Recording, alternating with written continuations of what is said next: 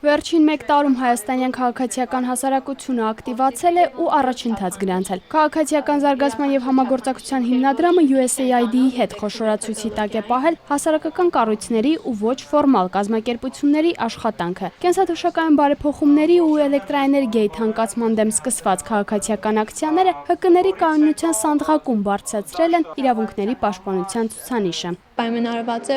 նրանով, որ այս տարի, անցյալ տարի եւ տարեց տարի բարելավում է քաղաքացիական հասարակության կազմակերպություն եւ պետական մարմինների միջև այդ համագործակցության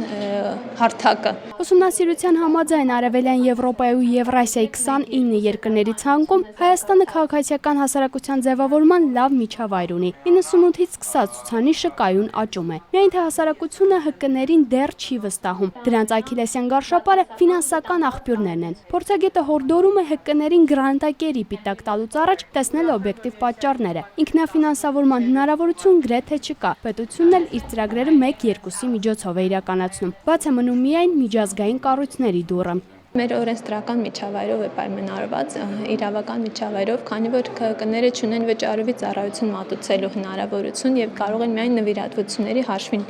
գոյատևել եւ գործունեություն ծավալել։ Հարցը գուցե լուծի հասարակական կազմակերպությունների մասին նոր օրենքը, որով կթույլատրվի վճարովի ծառայությունների մատուցումը։ Օրենսդրական փոփոխությունը կհեշտացնի նաև ՀԿ-ների գրանցումը։ Դրանք իրավական կարգավիճակ կստանան մի քանի քլիքով, առցանց գրանցմամբ։ Փորձագետները հույս ունեն, որ ՀԿ-ների մասին նոր օրենքը կբարելավի նաև իրավական միջավայրի ցուցանիշը։ Նազելի Գրիգորյան, Ալբերտ Գալստյան, ժամը լրատվական։